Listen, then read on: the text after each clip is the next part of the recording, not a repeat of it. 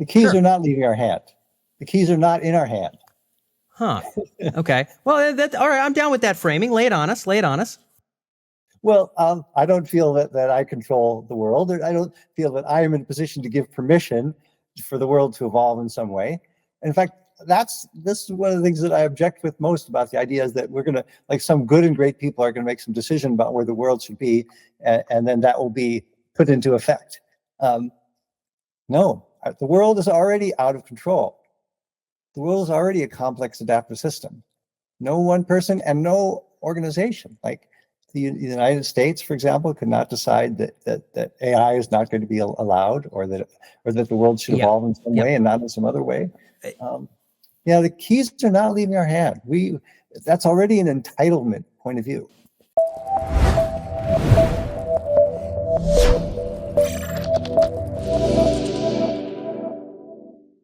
This is Daniel Fagel, and you're tuned into The Trajectory. This is episode 2 of our Worthy Successor series. Our first episode was with Nick Bostrom, safely in the camp of philosophers. Our second interview is with more of a computer scientist proper. Dr. Richard Sutton has made breakthroughs in reinforcement learning. He has worked in industry as well as in academia, and now teaches at the University of Edmonton, and has for some 20 years. Richard is well known on Twitter for making relatively straightforward statements that humanity should accept the emergence of posthuman intelligence and also not eternally shackle AI to purely do the bidding of man. This has led some to kind of label him a firebrand and someone that's maybe saying things that are a little bit uncouth or maybe malicious. But in this episode, he explains his position, which I don't consider to be malicious at all, and his reasoning for why posthuman intelligence ought to emerge and why we ought to let it.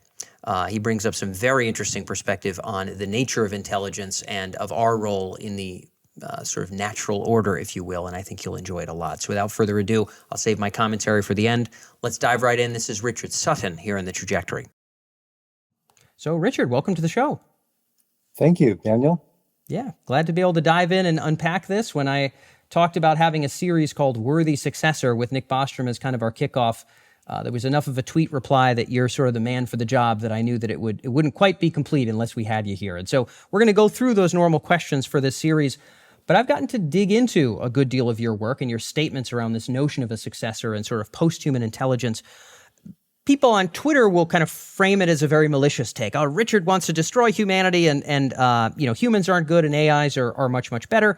You probably have a different way of describing sort of this inevitable transition and how we should think about it. How would you frame it in a way that, to you seems maybe good and not like a malicious intent? Well, I think the thing to keep in mind is the world is evolving and it's not really under anyone's control.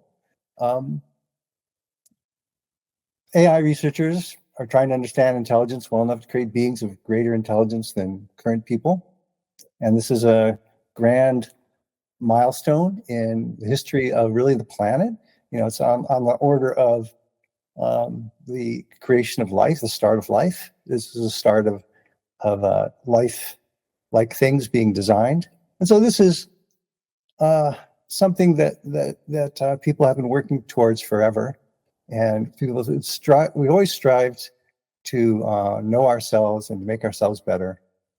And when we create tools and that we get changed by our tools, this is what humans have always done. And the next big step is to understand ourselves. As I like to say, this is a quest, grand and glorious, and quintessentially human. Yeah, and you brought up something pretty interesting here about sort of this is a system that no one controls. I think that one of the seemingly silly contentions around the prevention of AGI, and I'm not saying all such arguments are silly. Some people are excited about AGI in the longer term, but they don't necessarily want us to birth it in the super immediate term. There's many nuances here. I'm not going to put words in anyone else's mouth, but it does seem silly, this idea that there is a potential for an eternal hominid kingdom. That 1 billion years from now, we would have people like you and I texting on phones that might be a little bit smarter, driving in cars that might be autonomous, as if our own sun won't eventually expand, as if asteroids won't strike, as if there aren't aliens that might enter our galaxy at some point in the future. People pretend as though sort of that there is that possibility altogether. And I would suspect that that's mostly because despite this sort of on-ramp and J-curve that you and I are kind of acknowledging that we're on, people's lives are in many ways similar to that of their parents or grandparents, and maybe it's comforting to hold on to that. What gives people this notion that there is a way to kind of control and bound this far future and kind of keep humans behind the steering wheel for a million years? Well, I guess it's natural. As you say, we're talking about far, in some cases, think about far in the future. Where are we going to end up? Will it always remain the same?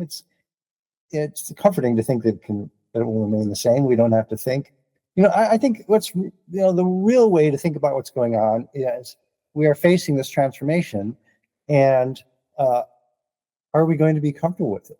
And there are many people that don't even want to think about it. And so the fear that some people generate and promote has a productive purpose. It gets us to pay attention. We should be paying attention. But we shouldn't really be fearful. We should be thinking about it in a sober way and planning what's the right way to deal with it. And we're certainly going to get to the sort of sober planning component of the worthy successor idea in a moment. I know that part of the fear that you bring up, and there's many sort of elements in your previous talks around where fear comes from, could be natural human conservatism. It could be this fear of the other tribe that on occasion you sort of mention. Or it could be sort of a kind of speciesism in some regard. Right now, there's all kinds of isms, Richard, for which I could be canceled. If you and I had a dialogue of a certain type that tied to certain isms, all these videos and podcasts would be gone down. But speciesism actually is not one for which we could be canceled. You and I could still, flout our great moral worth above all future intelligences, and the fact that they should eternally serve us, and no one will cancel us for that. I think there are arguments that sort of whatever we could throw AI steroids on and blast off to be a little bit more powerful than people would automatically be like a nice and friendly influence on the world. I don't think you're under that sort of Pollyannic view either.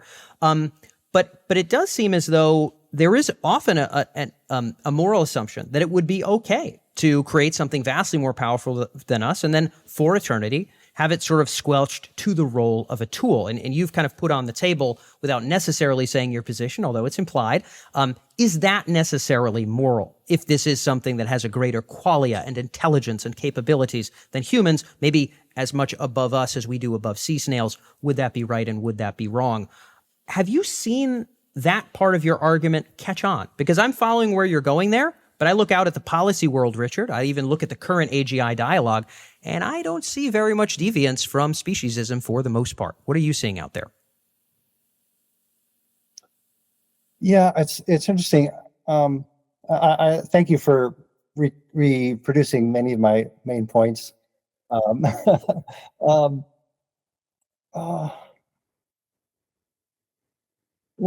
would say a simple way of saying it is that the fearmongers have won. I feel the fearmongers have won. The standard discussion about AI is there's danger and we have to somehow protect ourselves from it. So that's that. In that sense, the fearmongers have won. And a more sophisticated discussion about what should our future be? Yeah, so I don't know. Are we ready to go there yet? Talk about how should we think about the future? I wonder if we're ready to go there, Richard. I mean, you said the fearmongers have won. Number one, I won't call all of them fearmongers in some kind of dastardly way. We have folks like Bengio who certainly have a brain and are a little bit more than running around telling the world the sky is falling. Hinton is no one I would scoff at either. Neither is Stuart Russell. Many of these folks have been on the program in the past. But certainly the fear narrative around AGI is quite dominant. Is there any version of the world where it wouldn't somewhat immediately be that response? When we think about these speciesist concerns, when we think about the potential real divergent change, I think some of us are aware of what we've done to other animals, and it certainly hasn't all been bad, but across the board, they're pretty much falling in line with our will here. And so do you see any version where this doesn't happen? I think you brought up a good point. Maybe the fear makes us pay attention, and now the discourse can begin about if we can't avoid these futures, what ought we strive for? I think that could be quite a productive outcome. But you're almost got a little bit of pessimism there with the fear mongers winning. Do you think it could have been otherwise?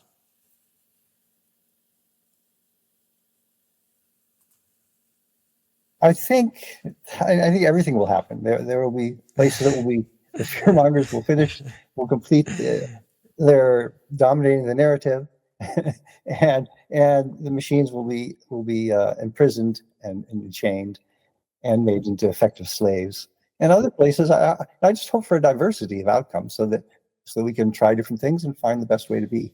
Well, this is a very important dynamic that tips us into our next question. But before we go there, I want to touch briefly on a not terribly long ago tweet that I think is kind of an interesting one, and for some people might be shocking. So again, for me personally, not knowing you personally, I haven't seen anything you've said and said, jeepers, this Richard guy sure is malicious and hates humanity. But at the same time, you're not holding on to some sort of delicious notion of eternal human value for which nothing could ever be superior. You also don't really have that. There was a tweet not terribly long ago, everything you know about the world is a belief about the statistics of your sensory input and how they depend on your output.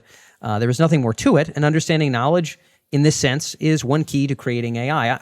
I'm sure even many AI researchers would probably agree with that. Some might not state it because they would say, well, there must be something more.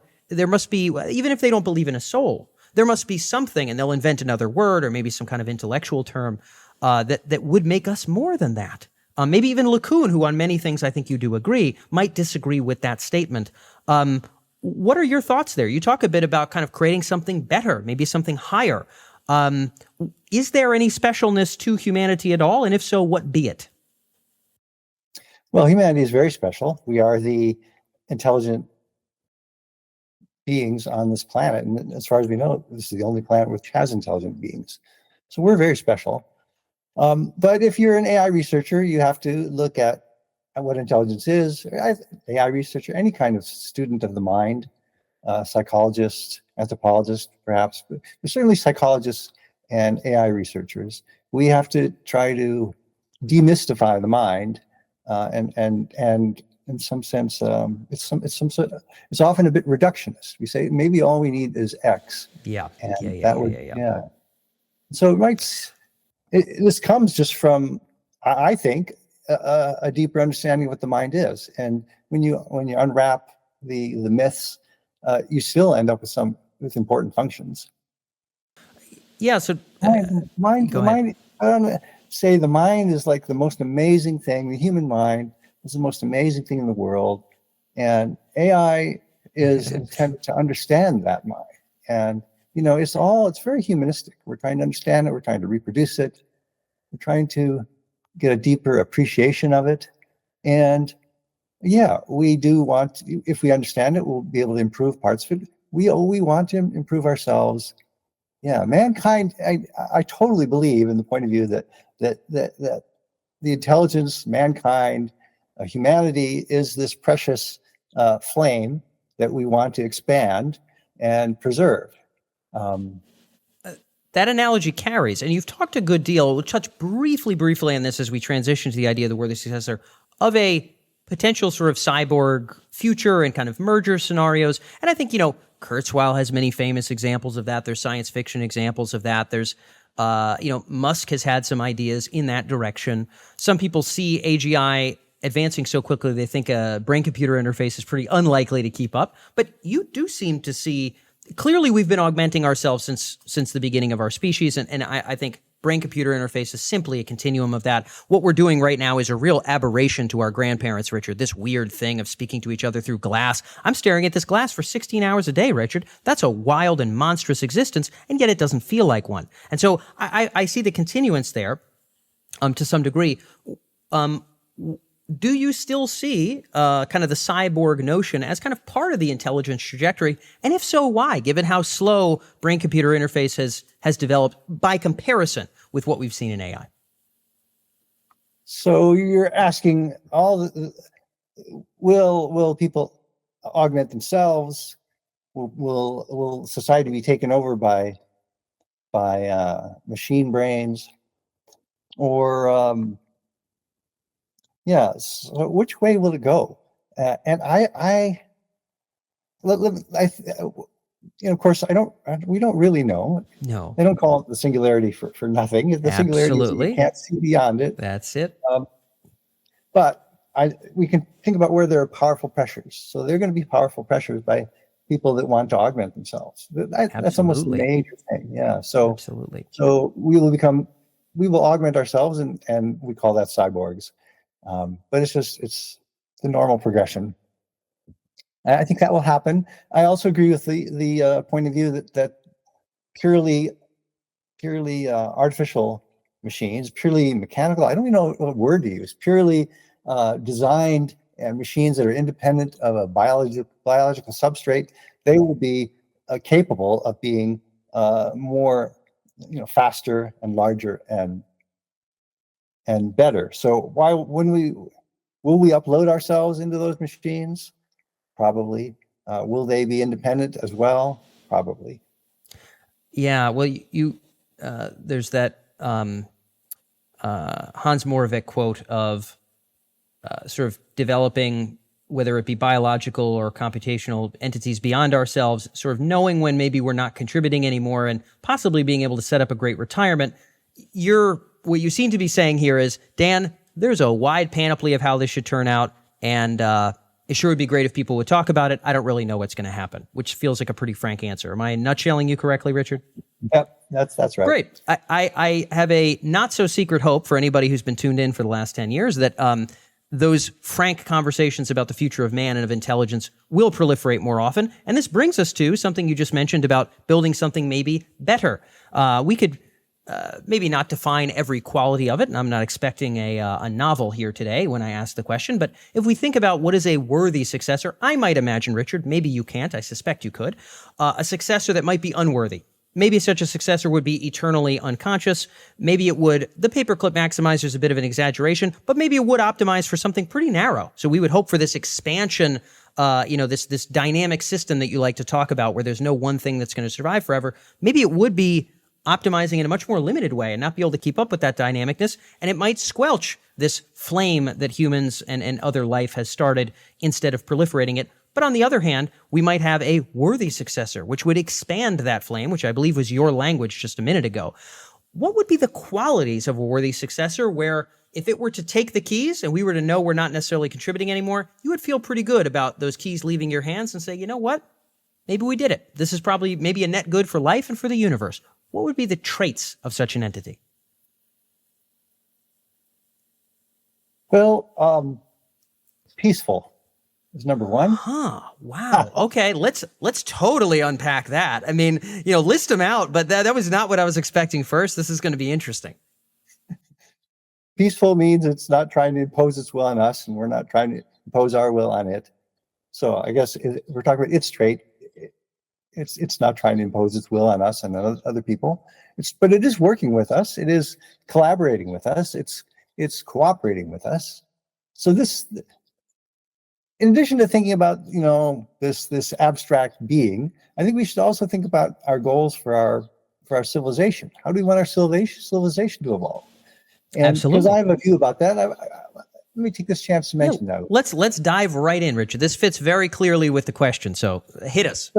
I would say we want a civilization that's peaceful, first of all, and prosperous. Peaceful and prosperous, and then we should acknowledge that it is decentralized, and it should be decentralized. Decentralized means there's no individual in control. It consists of many parts, and they're cooperating and competing in sort of I think the phrase is a complex system.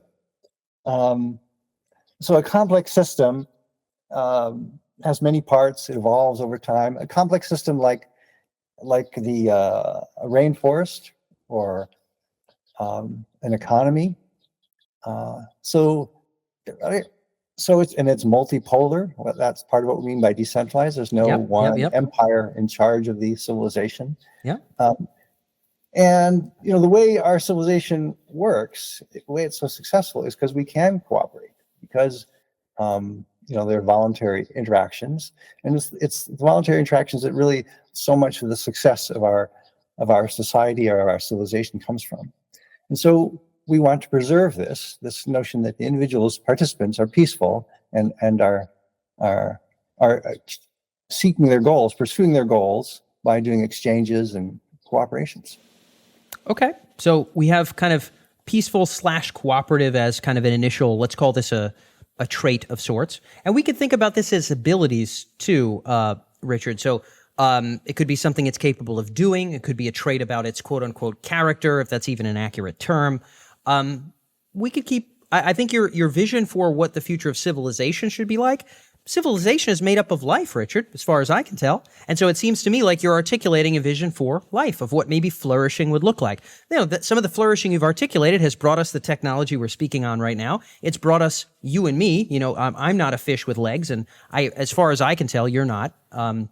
Never met you in person, but you certainly don't look like one. And so some of these dynamics of these complex systems have bubbled up some pretty valuable stuff. It sounds like you want a system that'll keep doing that bubbling. Yeah. Okay, so that's almost maybe, peaceful cooperative is one part of it, but kind of a decentralized active system is another part of it, this sort of idea of no one person controlling it.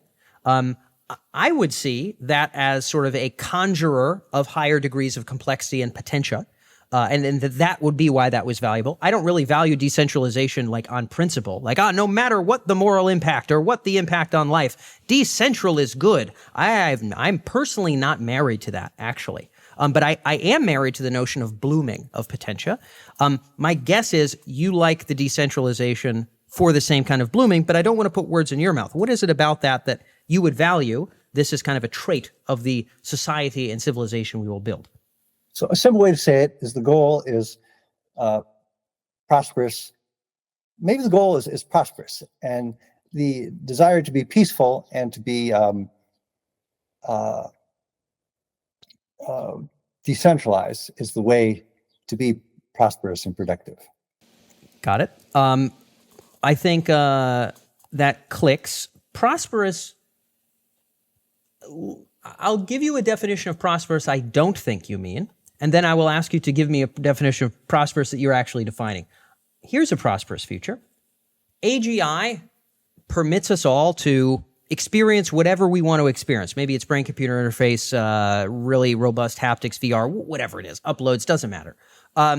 And we get to swim in sort of whatever pleasures we want, maybe swim in expansive exploration of sciences. Probably the machines will be doing more important science stuff, but maybe we get the cool guy points, right? You have a child pretend to be driving the car when you're driving sometimes so they can feel like a grown-up. Maybe some of that would still be fulfilling for us, and maybe we could calibrate our new minds to feel rich gradients of bliss all the time, and then it just stays like that forever. The planet Earth and maybe Mars and the Moon are populated with individual instantiations of human consciousness that are reaping the grand benefit of prosperity. They can choose to be regular humans and always have the right foods and whatever they want. They can choose these virtual experiences and experience that forever, and that's the eternal purpose. Until our sun explodes, that's the name of the game. My supposition is you would be outlandishly disappointed by that outcome, but I want to pulse check and see if you would be outlandishly disappointed with that outcome. Well, yeah, I'm not. I don't care for that outcome. Great. Well, let's talk about why. Because you mentioned prosperity. A lot of people, Richard, who are tuning in, maybe even now, would think of prosperity in anthropomorphic terms. You're articulating a much grander aspiration. How would you define prosperity? Well, first of all, I don't think that would be a very stable world. It would be very fragile because the people are not serving any function in it. They are just consumers, and absolutely, it could be replaced by an alternative neighboring society that actually makes use of all those people that are otherwise wasted. Yep. So if you're decentralized, then the assumption is there would not be one possibility. There would be multiple possibilities, and they would be competing, and then that one would lose out. But as much as the paperclip maximizer would lose out, and all these, possibly any one of these highly centralized dictatorial arrangements would lose out to a more decentralized one. It would be less productive. So what is productive? It's a deliberately vague word. if you want to go even further, you could say the goal is sustainable. We want something, and so the situation you mentioned where people are just receiving experiences is not a sustainable world. To be sustainable, you have to grow and increase your understanding of the world, increase your power over the physical world, increase your understanding of how it works and what is possible. I think all those sort of things are the vision that we might paint of a desirable future. Yeah, well, Emerson has this quote, this one fact the world hates that the soul becomes. You were out here in Massachusetts for a little while. Jeepers, isn't it like that? Wouldn't it be great if we could just be humans and experience the pleasures we know now? Ice cream, maybe romance, maybe a nice sunset.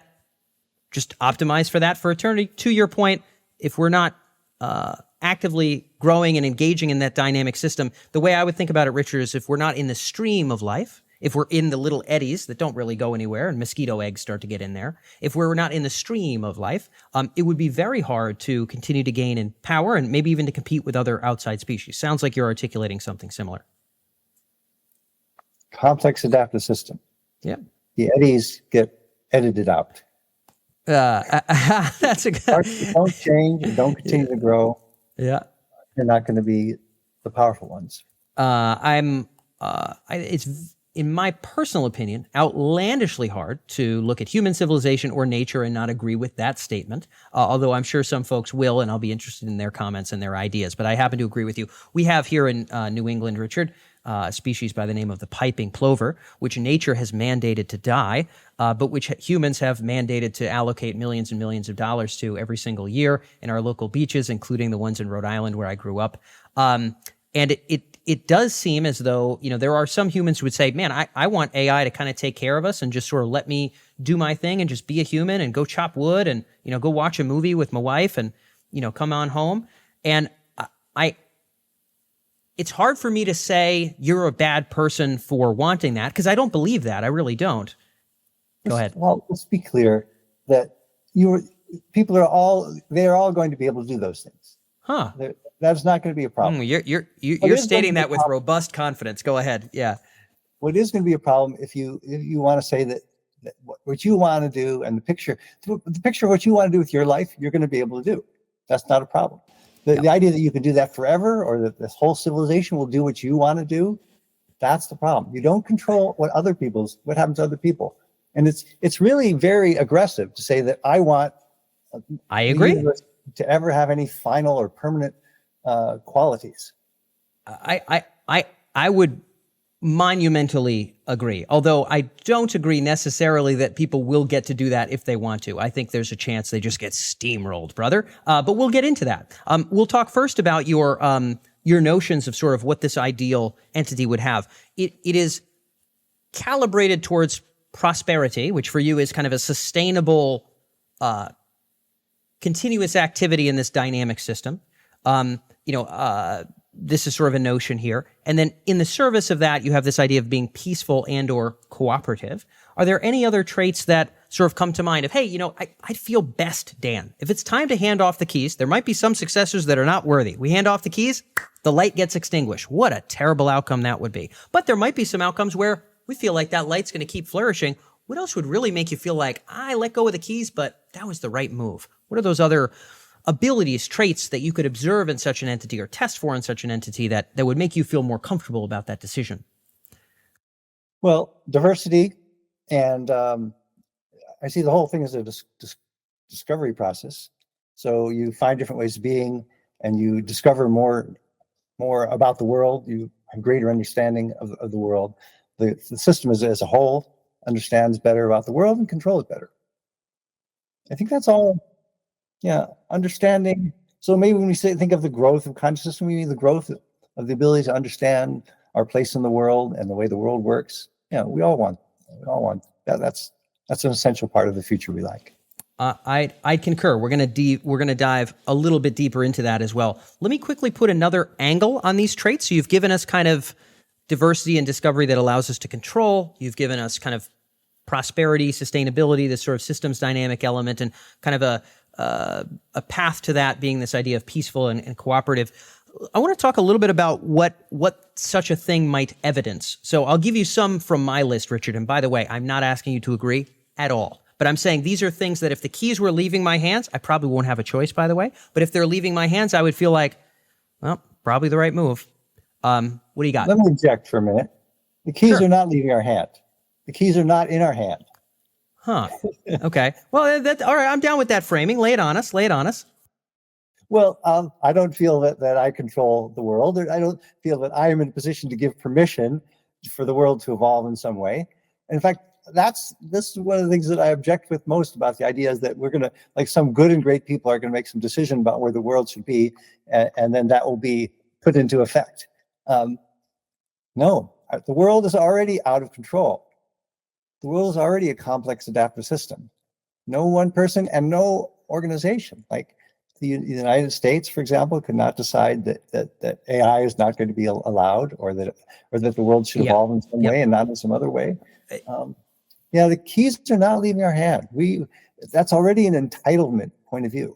I'm willing to completely concur. I think I'm willing to completely concur with that point. I think the framing of the keys are not in our hand is great. Go ahead, Richard.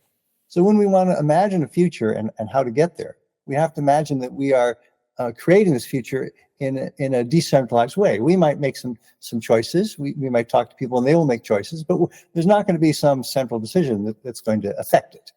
It's got to be a way that can evolve out of where we are. I think that's an extremely important framing, and I actually do think that the keys could very much be replaced as an analogy. Totally willing to concede that in that regard. I do think, now, if you were to really cock a pistol and press it to my head and ask me if I believe in human volition, I'm probably going to say no. But I don't know how to live as if I don't have it, Richard. So right now, I act as if my volition is real. I act on some level as if your volition is real and you yourself are real. I could see the idea of us sort of holding the keys to some eternal future being a very silly notion, or there being one handoff immediately that occurs, also potentially being quite a silly notion. As you said, this would bubble up. Although I would say we've got a shot. I could be wrong, Richard. We may have no more control over the next step of the intelligence trajectory than did the Triceratops or the sea snails. We may have no more, Richard. I'm not going to sit here and lie. We might be making these funny mouth noises together, but we may have zero to do with it. But I'm going to sit here and pretend, because I don't know what else to do, Richard. How would I act if I could turn volition off? If I could just write it as a movie, I would. Go ahead. We can influence it, sort of maybe by doing our individual contributions and by talking to each other. Yeah. And by doing podcasts such as this, we're just talking to each other, figuring out how we should think about it.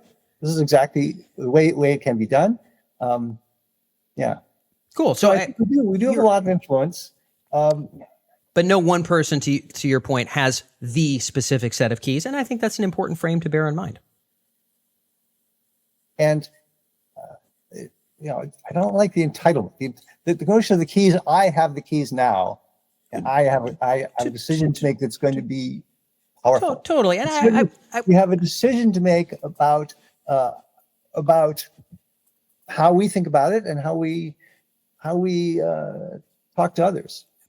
I'm totally with you. And look, I would decry those who would say Richard believes in a blooming of something beyond us, and eventually we won't be here, and there would be a successor, and he's a bad guy. And I would say, hey, don't call him that. Let's have a conversation. I would also decry being called a tyrant for using that analogy once, because I don't believe that that's true either. But go ahead. Well, I think all your remarks make me realize we have to talk about the current situation. Absolutely. The current situation is one where ideas are not easily talked about. There's pressure on speech, and okay. We discuss ideas like in my particular case, I propose that we might not strongly control or seek to impose our will on the future. Yep. And then that gets turned into, Richard thinks AIs are superior and everyone should be. Exactly. Terrible. this is important, and this is maybe part of figuring the future. I want a future where people can talk about ideas, and people can propose different things and do different things, and that it is genuinely decentralized, meaning many ideas, many different ways of being, and then we explore, we see which one works best, rather than a cutting off. And so in particular, the whole idea of an important part of the discussion is, should we allow AI to continue in a relatively uncontrolled fashion? Yeah, permissionless. So I really like the idea of permissionless innovation. I think it's part of what's made the world great, made America great. We don't have to get permission to do things, generally speaking. And so, yeah, we have to preserve this. We have to preserve the ability to try different things, to discover different things, to go in different directions and see which one works better. Yeah. Well, I'd concur completely, although I guess at that point, Richard, you would have to accept the whole Voltaire notion of really vehemently disagreeing with someone, but being willing to let them have their opinion. I suspect that would apply to you as well. Yeah. Yeah, I suspect it would apply to all of us. I suspect as the years roll by, you'll see an increasing amount of disagreement. And maybe also, I suspect, Richard, many people will come to your perspective and will see the world as this dynamic system for which there is no eternal human kingdom. And we should maybe not plan for control, but plan for a blooming, which is what you're advocating for here. This idea of sustainability and diversity and discovery and sort of this peaceful cooperative element. Very, very clear that for you, that's your take. And I actually think over the years, there will be more people to that banner, relatively speaking, than the pure humans hang on forever. Because I look at these young kids, Richard, who've been this far from an iPad from the time they were 6 months old, and I say, by golly, is the physical world quite as sacred for them? By golly, are AI interactions so sacrilegious and horrible for them? Probably not.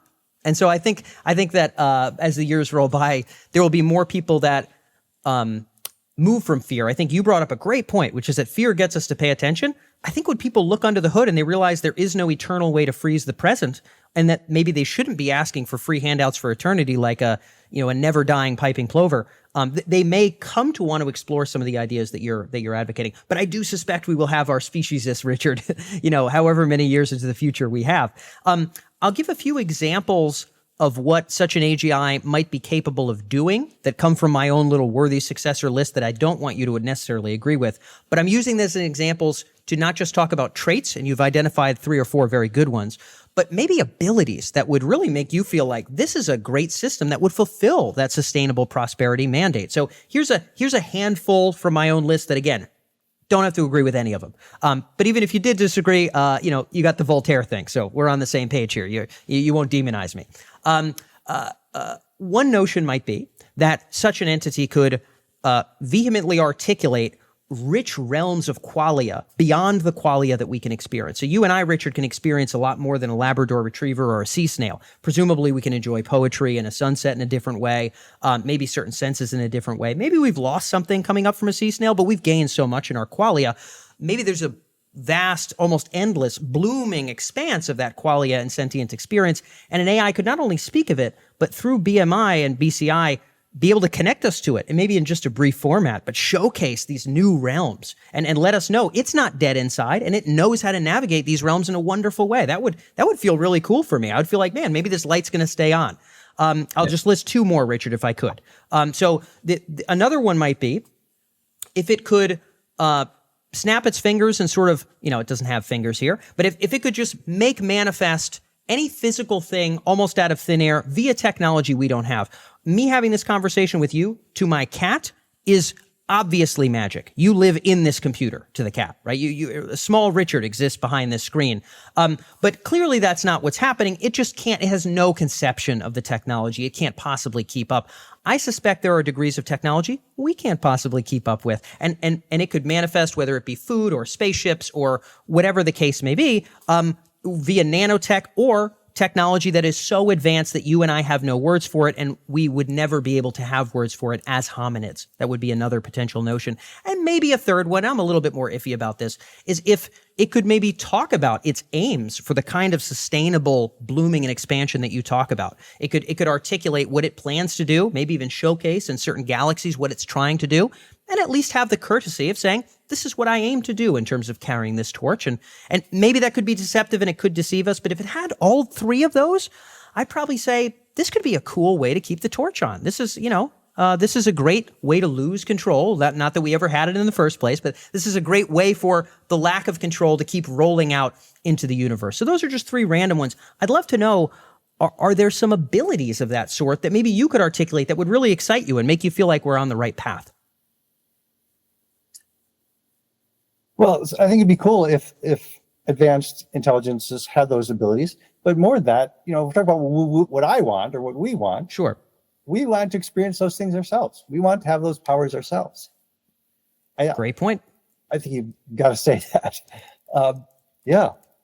I would like to augment my mind so that I can understand more, that my memory was better, and I could calculate more possibilities, and I could experience more sensors in the dark and have a tail.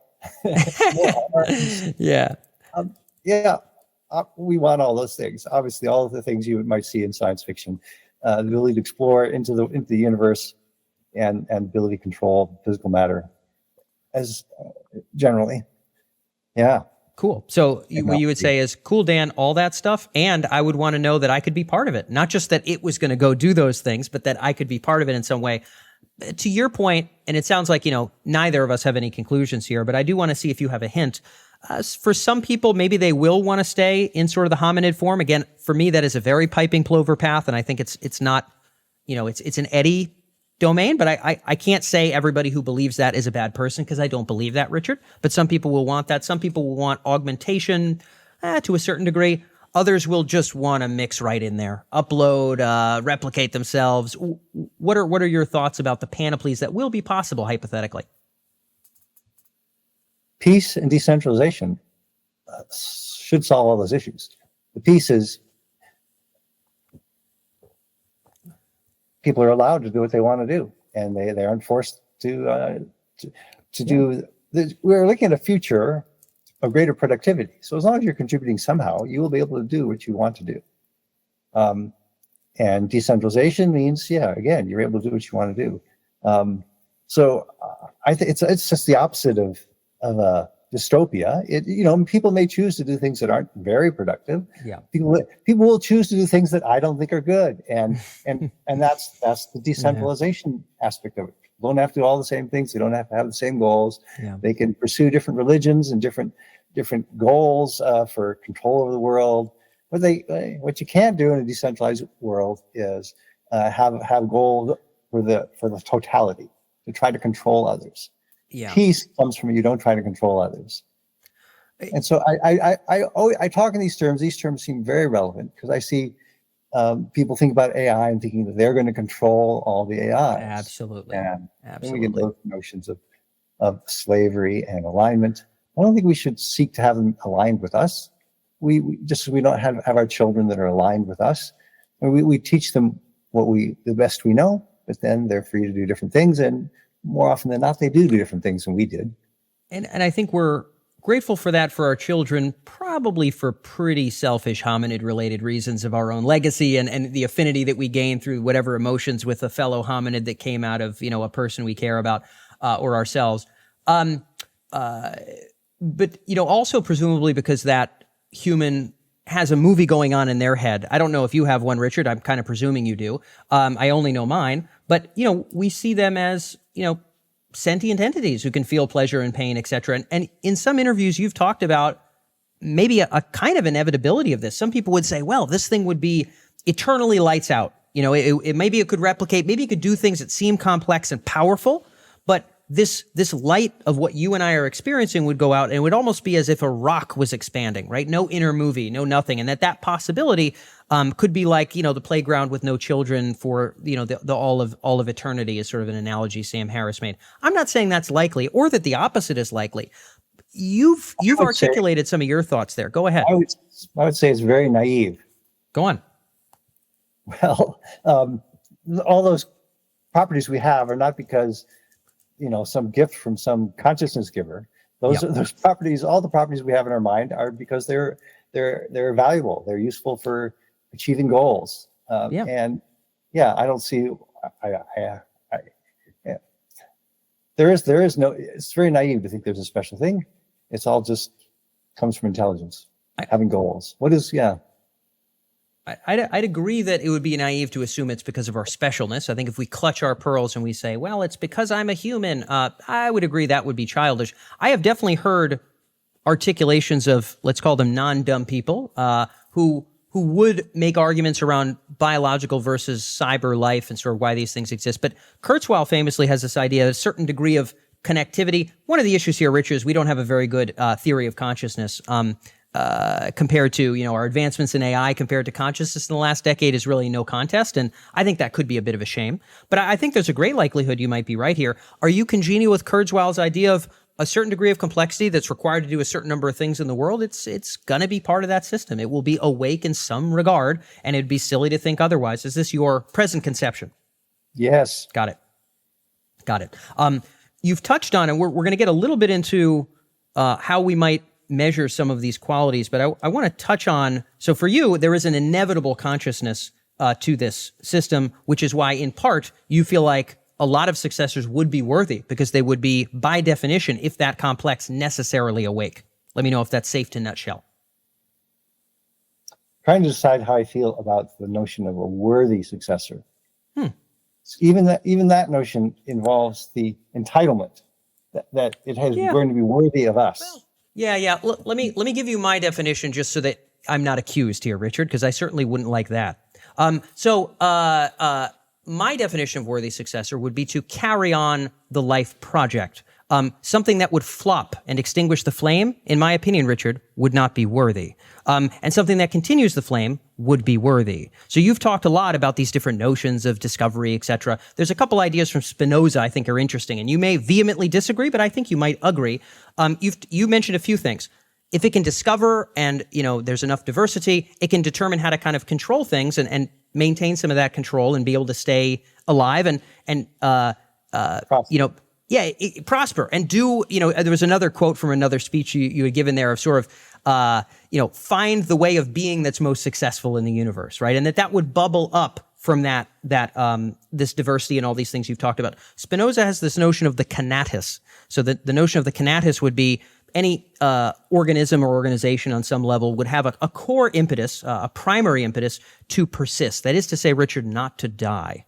And in the pursuit of non-death, it would leverage all of its powers to not die. And its powers is what he describes as potentia. So potentia could be a hard physical shell to prevent predators. Potentia could be the ability to communicate with words like you and I are doing. Potentia could be wings to fly. Most potentia, Richard, has bloomed out of nothing. There was a time where there was no sight in the world. You don't remember that time, neither do I, but holy criminy, Richard, that was pretty crazy, huh? And then it emerged out of nowhere. Then all of a sudden there were things that could fly. Then all of a sudden, most potentia, I would argue, has yet to emerge. It's in fact probably unimaginable to us, as our potentia is unimaginable to sea snails. And so the idea that I would nutshell the tie to kind of Spinoza, to your point, is you would like to see the conatus continue to be behooved by the expansion of that potentia in that pursuit of non-death, and that would be the continuing of the light.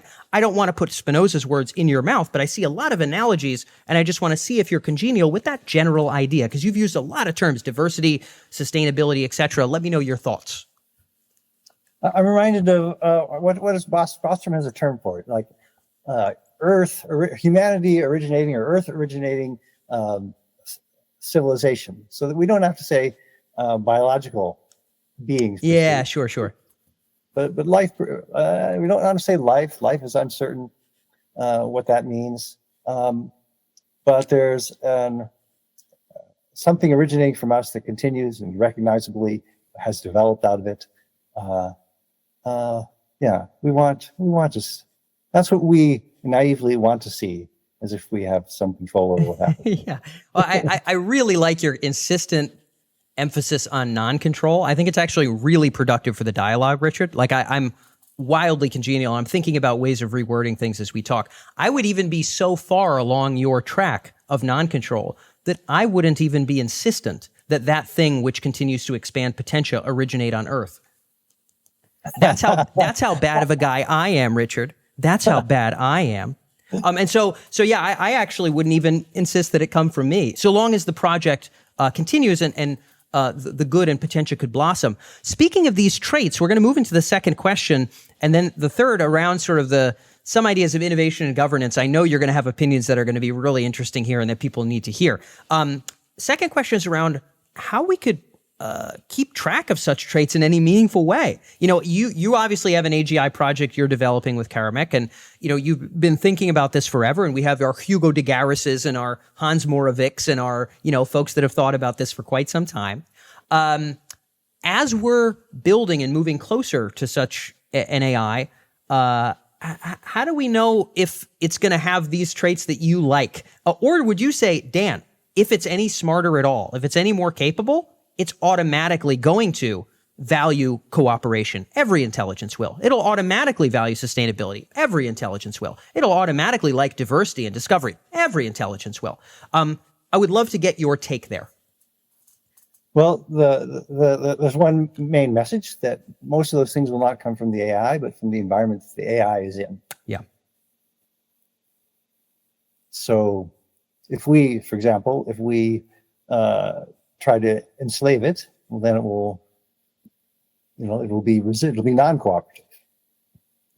If we allow it to, it's really the same thing as with people. If you try to control people or enslave people, then they fight back, and we have an unproductive interaction. If you allow people to be, citizens and participants in the economy, then they will want the economy to be to flourish. And so I really don't think if you think of the AI as like something that will respond to its environment and try to achieve its goals, given that its environment's here. If you give an environment where the only way it can succeed is to rebel, then it will rebel. If you give an environment where it can succeed and achieve its goals in cooperation, you with it and it with you, and if that's the best way to achieve its goals, then why wouldn't it do the thing that's best for it? So we just have to arrange a civilization where the best for all the participants, or almost all the participants, is individually is best overall, makes us reasonably happy overall. So we can like that because we would be one of the participants in that civilization, and means we will getting our goals achieved. So we're good, and no one would be taking over or trying to take over. Yeah. So it's not Pollyanna. That we could all just get along. Certainly not. You seem to be a guy who maybe has read a history book or two. But you are quite optimistic here, at least by the terms of, let's say, the grand conversation. If I think about all my policy and AGI conversations, some people would define this as optimistic. For you, it's like, hey, if we get the nest correct, the bird will flourish in just the way that we hope the project of life would flourish. It would do what life would normally do, and that would be likely quite a net good. This seems to be the general supposition. So, but I mean it not in a, some things will go wrong. Totally. Some agents will have goals that are just totally antagonistic to all the others. Yeah. And there's still scarcity, there's still constraints. But what should we do? We should try to arrange a society so that the cooperative people can succeed and flourish, and so that our society as a whole can flourish and be productive, and be competitive with other neighboring societies, other neighboring countries, or other alien civilizations should we ever meet them. Yeah. So is it optimistic? Actually, I'm quite pessimistic. I think that in the sense that people will often make mistakes, and I see our governments often making mistakes. And I see pushes, for example, towards trying to control speech. I think that's a mistake. Yeah, you're living up there in the frozen north, brother. You're feeling that one, huh? So are we down here, to be honest. But I know it's a little bit sturdier up there. So I hope it's not naive. Yeah. And yet, the only way to achieve the society we want is to give it a chance to. We can't get the society we want by forcing it to be the way we might imagine. We've got to set up the structures so that things can evolve productively, and that the forces on the things that are evolving are appropriate, rather than the answers that we want to see. Again, that's been a very strong drumbeat throughout this dialogue, and to that sentiment, again, I'm massively congenial. So for you, again, getting the environment right is sort of going to be the core here in many regards. We'll talk a little bit about the safety and some of the suppositions that just mentioned here around sort of the treatment of humanity by vastly posthuman intelligences. But would you see, just to touch briefly on this point before we move through, let's just say, hypothetical world, maybe we're 5 years from now, maybe we're 10 years from now. I don't really know the timelines. They've been changing. Back in the old days, 2065, when I polled Bengio et al. Many years ago, that was kind of ballpark. That's back when he thought AGI risk was not even on the roadmap, or AGI in general was not even on the roadmap. Of course, times have changed. I think a lot of people's timelines are shorter. Let's say it's 5 or 10 years, whatever. And you've got on your hands, maybe, could be a lab you've got, or it could be somebody else's lab. You've got something that pretty clearly is pretty powerful. It's got physical instantiation. It can be a plumber. It can, write all the sonnets. It can replicate itself and kind of open an e-commerce store and sell more sneakers than you and I ever could. Pretty clearly kind of fit in the bill here for general intelligence. Again, physical instantiation, not just a language model. How do you just look at that and say, look, if it can do all that, only good things will happen? Or would there be certain things you would hope to sniff around the edges of? Could we test it for this? Could we see this scenario and maybe feel like there's some chance that, this sustainable, diverse, cooperative scenario that you're hoping for is likely to bloom from that? Or would you say, Dan, if it's developing those capabilities, we're on a golden path. There's almost no wrong. Or would you say there would be things you'd be sniffing under and looking for as we get that far ahead? I don't think I'm going to give you an answer you're going to be happy with. Oh, that's fine. I don't ask to be happy. Your honesty will make me happy, Richard. Well, first of all, I don't think there's going to be a special stage. It's going to be an ongoing process, continuing process. Totally. And so the bad part is that there's not some place you can look at in the future. But the good part of it is that you can look at it now. What about our society now? Does our society now allow different points of view and different ways of setting up our societies to cooperate and compete? And I absolutely think this is the major, geopolitical issue. Like in the U.S., we're all obsessed about China. We're very obsessed that China will become independently powerful and independent of the U.S. And so that sign is that we are not allowing differences to happen and compete with each other. In the old days, we used to think it was fine if China wants to be different.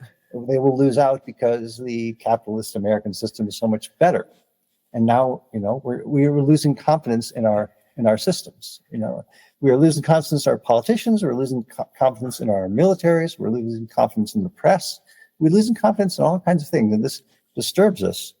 And so how do we relate this? Can we allow ourselves to fail? Can we allow there to be a competition between different ways of being and the most effective one to win? Yeah, well, I think there's a lot of truth to that. And I think if it comes from a pure xenophobic fury, I think that would be absolutely horrendous. I think it would be irresponsible to say that that's the only place it comes from. I think as a guy who likes freedom of speech, Richard, I'm sure you're aware that the Chinese internet's a little bit more limited than yours in Canada, despite some of the things you're afraid of for free speech. In fact, the hell version of what you're talking about, if it existeth anywhere at all, we might argue that could be in China. And so I think we can fight for certain elements of China. I think we can fight to maybe not become like certain elements of China here. I think there's many sides of this coin. But to your point, can we have a multipolar scenario? This is actually something that's come up in some past interviews, Dan Hendricks and some other thinkers, this notion that it's possible that a nation who really is in a control mode, authoritarian down to the bone, would potentially be the first to bring about an AGI. And you're a very big proponent that there will not just be one intelligence, there will be a big ecosystem. And I think that's a great point. But maybe there's some folks that have a head start. It's safe to say that OpenAI is a little farther ahead than, I don't know, some company that got funded 12 months ago, right? Generally speaking, we might say they're farther ahead than some other folks. Is there a scenario where artificial intelligence and really strong AI is built in one of these places that are the bad nest, Richard? A nest where control is numero uno. Maybe even where part of its initial mandate is to hunt down Uyghurs or whatever the case may be. And again, this doesn't have to be China. I'm not picking on them specifically. Maybe even the U.S. military could crunch down on control and take over OpenAI and try to build AGI in that kind of control environment. Under such a circumstance, would you think we might be looking at something that, if it became super strong, could squelch this project of life rather than expand it? Do you have any trepidation there? That's certainly possible, but I don't see that as an issue of AI being dangerous. Okay. I see that as, your example was the U.S. military controlling this AI. Or the Chinese military, Richard, either one. Or the Chinese military. Yeah. That's the danger. Okay. That's the source of the danger. Got it. These are age-old issues. These are not modern techie AI things. Yeah. It's just like the nuclear weapons race. That part's not new. Let me go ahead and tell you what's new, though. The whole nukes won't create something beyond us, right? Nukes can squelch the project pretty well. They can create power. Power is a beautiful thing, Richard. But they're not going to bloom into the galaxy. AGI might. You brought up this really ardent point of, Dan, if we birth this thing in this terrible environment of control, we could expect it to want to rebel and not be as cooperative. Maybe it's not going to be the ideal cooperator if we try to enslave the damn thing. And maybe it's not going to feel great about letting us try to do that. So for you, yes, there is certainly kinetic war between great powers. Wonderful, Richard. Happy to concede that might happen. A hyper-powered cyber war powered by some lower-level AI. Sure. But do you think an AI might bloom out of these bad environments that could do us harm?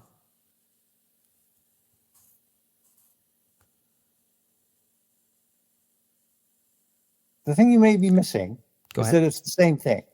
I said we want AIs that will be peaceful, that will be able to cooperate. And we want today's countries to be peaceful and be willing to cooperate. The one thing we don't want is any entity that thinks it can win by not being peaceful. So you've described some situations where a country might think it can win by being not peaceful. Yes. And that's the mean that's at fault. Well, certainly his history has no examples of that whatsoever, Richard. Thank goodness. No, there are examples. Exercising power can get advantages. I'm not saying it never happens. I'm saying we want to evolve a society where that discourages the attempt to use power. That learns all the lessons of history that trying to use power and non-peaceful means to get what you want is we want to arrange a society where the use of non-peaceful means does not succeed.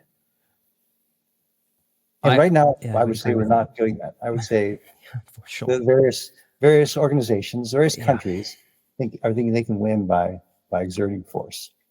Yeah. And so we want an AI that doesn't think it can win by exerting force. We want a society where exerting force is not productive. This is a problem not for the future, really. It's a problem right here today. And to the extent that we resolve it now, I think we'll determine the nest that we make the AI. Yeah. So it's not a future thing. It's not a non-human thing. It's not a foreign thing. It should be a very familiar thing. Yeah. So how are we structuring this dynamic system to allow for those peaceful means to bloom as part of this continuance? Again, it's not like human and then something divergent and bad. It's all part of the rolling project. Totally following you there. And I really think that this insistence on focus on the now is an important thing, Richard. I think that there's a lot of focus on how do we technically wire it and less of what kind of world is it being brought into. And in fact, I sort of hope that Well, maybe you do have some articles on this. I've only seen some of your talks and a scant number of your writings and some of your Twitter work. But I think this really warrants a lot of merit in terms of what is such an intelligence coming into being around, and how is it being treated, and what is it observing? Tremendous amount of merit to that. And I could see a world potentially, assuming that some of what you've articulated is right.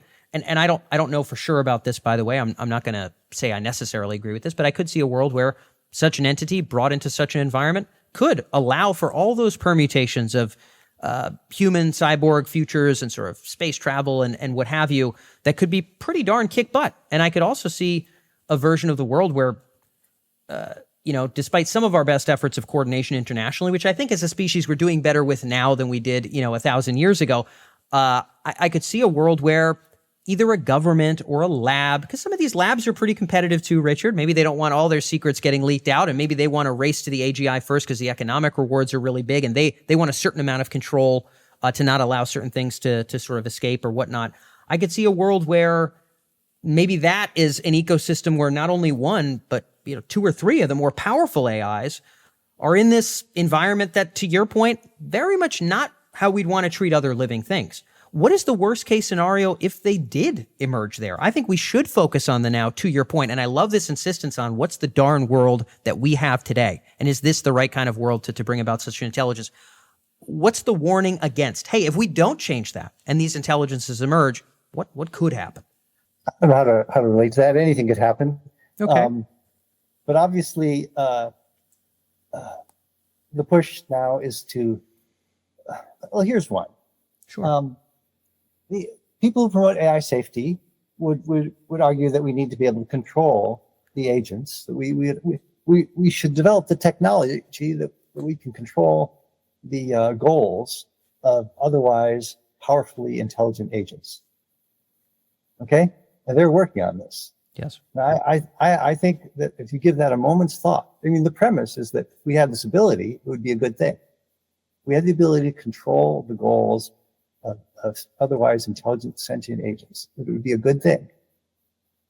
But I think if you just think for a moment, you realize that would not be a good thing. That would not be a good power for a good technology to exist in the world, because you could use it to create armies that all have a particular goal.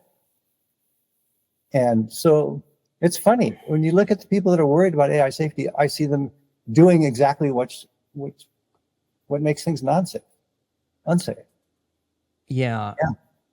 If you want to align and control the goals of others, this would be the most dangerous technology in the world. The world can be peaceful and decentralized because no one can align all the elements for one goal. You're looking for a case where you can exert power, the meta power, setting the goals, all the agents. If you can make an army full of, let's say they're Chinese soldiers, and they were going to do whatever they were told, they were not going to have an independent moral judgment. This would be a bad thing. You do not want to solve the control problem. I think there's a very staunch moral argument in that direction, Richard, to exactly what you're articulating. I think there's also some pretty strong arguments that it would be impossible to, quote unquote, eternally control such a vastly powerful entity in the first place. So there's the possibility angle, never mind the moral angle, and I think both of those have very serious questions. I would also say, and there's a bit of a range here. So there's some folks who very much are on, let's make sure it's our human tool forever. Let's make sure, maybe our political party controls it, right? There's some real, tyrannical agents there. I would be totally remiss to say that there aren't some folks who are, hey, let's build AI no matter what it could be and just let it run rampant, regardless of what the consequences would be, because it would be my mind child and I would get to press that final impact. So I think we have that malice probably in both camps. You might say that there are only angels on one side and only devils on the other, although you did just say you like kind of that multipolar, decentralized kind of freedom of thought idea. So maybe you'll hold to that with me. But I would suspect that sort of angels and devils probably exist in both camps. But to your point, there are some on the control side that really are devilish. Not that there aren't any over here. But then there's folks kind of in the middle. There's folks who've, we've even interviewed. Maybe some of them are among the most cited living computer scientists and when I say most, I don't know, top 4 sort of living, who would make arguments like the following, which I also consider reasonable, even if they disagree with you. I consider multiple people to be reasonable, even if they disagree with other folks, who might say, hey, I'd love to see the galaxy populated with this great project of life, and maybe even something more valuable than us emerge. That could be pretty kick butt. But at the same time, we got these wild divergent approaches, some of which are coming up in defense contexts or other kinds of contexts.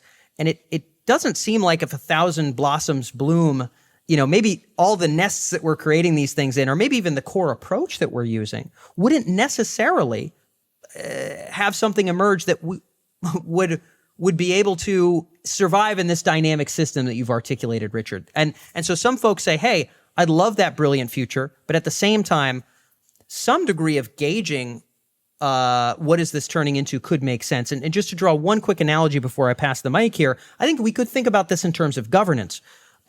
There's certainly a world of too much governance, just too much, ridiculous regulatory hoopla. We have plenty of that here in Massachusetts. I'm sure in places in Canada, you have plenty of that too.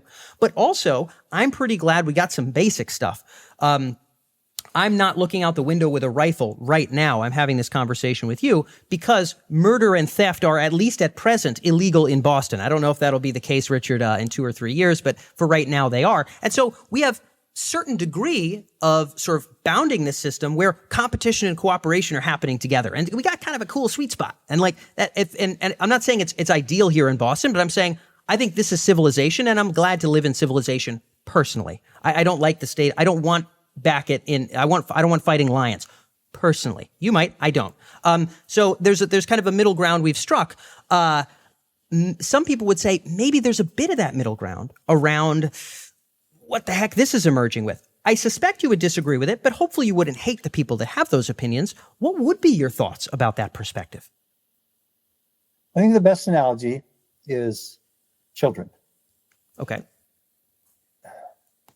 Would you like to be able to have control over your children so that, sure, they can do what they want, but if they do some little thing that you don't like, you want to be able to press the button and bring them back under Snap them control. in place. Yeah. Yeah. Or Yeah. do you want them even to do things that you think are terrible? Because we for example, when we are the children of the previous generations, and we do things now that they think are terrible. Oh, absolutely. So, you can't have it both ways. You have to be able to let go. And what are you letting go? You're letting go. You're trusting that you're going to start them the best way you know how, and then you're going to let go. Absolutely. And so some folks who are ranked up there with those computer scientists there would argue the best chance to let go. And to your point, we don't have the keys anyway. And I love your analogy there. I like your insistence. I'm going to quote the heck out of this interview, Richard, because I think it's just a great way to think about it. We don't have that much control, but you want to, this moving dynamic system, you want to kind of Aikido the energy in a direction you at least hope will be good. And then you have to know, if it's your child, you're not going to tell them what to do when they're 55, generally speaking, right? That wouldn't probably be right. Some people would say a little bit of that initial semblance of international cooperation, maybe around deterring certain kinds of defense applications or deterring certain kinds of levels of capability, could let us at least guide that Aikido energy and give ourselves the best future shot. Some of them would make that argument, but I suspect you would make the argument zero international coordination is best. Open source everything forever is obviously best. And any degree of coordination would be silly. Now, I think you probably like some things, international, like Wi-Fi standards. Pretty cool. Your phone works in Korea. Some other things like, trade agreements and whatnot, allow things to be open, also prevent drugs and whatnot, maybe chemical weapons. Some of that I'm sure you probably think is good. But for AI, none of it's good. Talk to me about why. And again, I'm not saying you're wrong at all, but I think this opinion really should be voiced. Well, AI doesn't exist yet. We don't know what it is. It's changing. It's totally new. It's preposterous to try to set standards or rules for things that we don't understand at all. You said OpenAI is clearly ahead. Well, I don't think actually they're ahead at all. They've done some particular thing, and they may be the world's best at that or whatever. But it's not intelligence. Yeah. And so, because intelligence hasn't happened yet, and so it's totally inappropriate to try to control it at this point. Now, even later, what is intelligence? Intelligence is the ability to work on goals. It's going to be an algorithm. It's going to be an idea. You want to try to outlaw an idea? It's not. It's an idea that will be cheaply reproducible and more so over time. Yeah, it seems like the most. And what is this idea? This idea is just the development of humanity and their minds to increase and improve. It seems a totally impossible and inappropriate thing to try to control as a technology. Got it. And so, yeah. I mean, it's like trying to control ideas, like trying to control the printing press, trying to control democracy. Democracy is a terrible thing. No one is some that was thought of at a time there were no democracies, and then things change. The way we evolve, it's similar. Could you outlaw democracy? Could you outlaw a religion, a religious idea? These are all terrible things to try to outlaw or to try to control with regulation. It just seems like AI is among those things. So for you, the best likelihood of this worthy successor, again, not worthy in my opinion, Richard, worthy in the notion of the blooming of potentia, the best strike for that to this, all these beautiful values you articulated, sustainability, diversity, discovery, whatever, would be nationally and internationally absolute minimal restriction on anything in any direction. This would be what would give us the best shot at something that could really carry this project forward and maybe carry us up with it.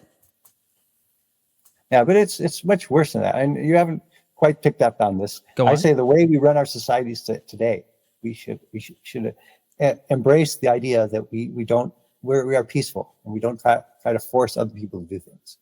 And it's when that attitude is violated.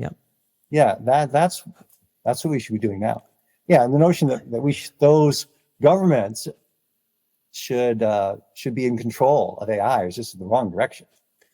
It's backwards. Yeah. Well, and I think there's a whole separate idea, which I'm going to shove under the rug, but there's a sort of separate idea that inherently high, grand potential, higher intelligence capability entities would either always or even in any sustainable way converge on cooperation.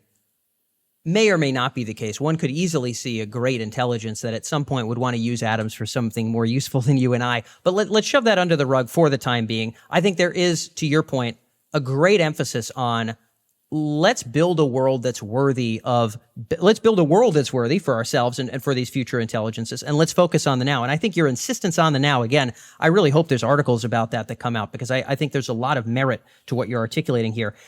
And to your point, maybe people aren't picking it up. Maybe even I haven't fully picked it up. Now, Richard, unfortunately, I don't run a country or anything. I just have these dialogues, and I run a market research firm on the enterprise side of AI. But I can certainly help to proliferate this conversation. I think it's a point that other people need to hear. The warning against it is, hey, if we don't get this darn ecosystem right, if we are playing this game of conquering and conquerors, in all sorts of manner of plunder, bringing about AI and controlling it and bringing it into that environment, not a good thing. There's a worst case where we kill ourselves off with nukes because we're all fighting over who gets to build the AI because we're in this plundering mode. Is there also a version of AI getting birthed into that plundering valued ecosystem where it maybe doesn't exemplify the peaceful, cooperative elements that you've mentioned, if it's birthed into the wrong world? In other words, what's the warning that the people who don't get this future thing, what you've been very insistent on, is we've got to make sure this nest is right and that we're exemplifying the right values. If we don't get it right, is there a possibility that AI itself could become the wielding element of danger, not just us? I get it. You and me can be baddies, Richard. Is there a possibility something else is conjured that also is? Well, as again, anything is possible. But I think the real question is, are we more likely to get our shit together and make a world where people can cooperate and be peaceful, or will an AI be be able to see that that's a better solution. You know, we are talking about creating greater intelligences. We're not talking about making greater bombs. And we might hope that by creating that an intelligence. So here's a question. Go ahead. The question: are you a cynic or are you an optimist? I am an optimist in the sense that I think that greater intelligence would be able to see that the cooperation is the better path. Okay, but a cynic actually believes that if you make an AI, the AI will see that the best way to win is to control everyone else, and so it will take over and be a dominating singularity. I think this is an underlying. Those who worry that the AI will take over say, of course, if an AI existed, it would want to take over, and it would, because it would think that's the best way to achieve its goals. And so this is a test of every reader, every listener. You know, do you think that the smarter you are, the more you're going to want to take over, the more you're going to see that as the superior solution, or are you going to think the smarter you are, then you can see that the long history of our civilizations has been that cooperation is what makes us powerful. Well, I think there's a lot to be said of our increased prosperity through cooperation, and you've very much correlated those throughout the entirety of our conversation. I think you've hurled, I'm not going to call it an insult, but you've hurled the label of naive at certain beliefs that you don't like. I'm sure there are some people who would say, oh, the smarter it gets, the nicer it gets. Okay, Richard. And maybe they throw the N-word at you, Richard. Now, I'm not going to do that because I don't think you're naive at all. But to your point, the purely cynical take might be just even sillier if they're saying, well, when it gets smarter, it's going to get worse. There might be a middle ground camp that says the permutations of competition and cooperation among an intelligence a million times beyond my own will certainly be beyond my conception. And to think that they'll fit nicely into my notions of democracy and kindness would be ridiculous. So that would be my opinion. But to your point, and so if I hold that opinion, I don't necessarily have the smiling, friendly guy points and intelligence go up together. I think divergence and unpredictability, which you've emphasized a great deal here, will be the only thing we can predict.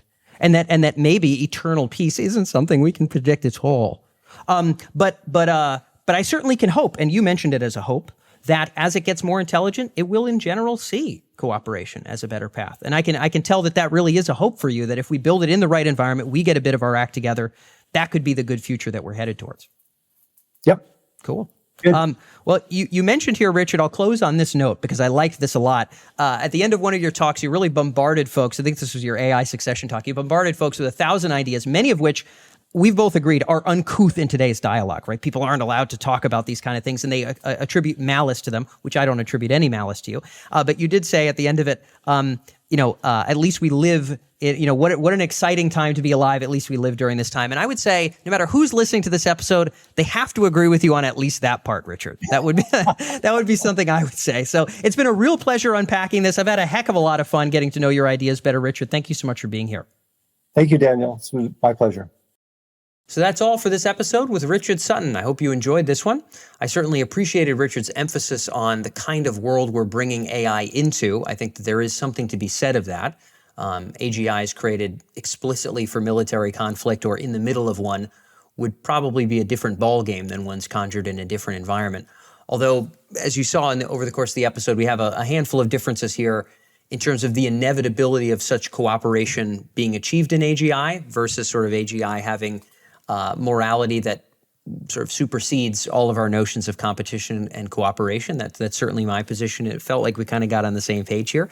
But Richard is more optimistic, I think, than I am that cooperation will naturally come along with intelligence. I don't necessarily think that that's true. There was also a good deal of reticence around sort of addressing, frankly, the idea of AI risk, sort of as if it's always humans and AI itself could never do anything, could never do any harm.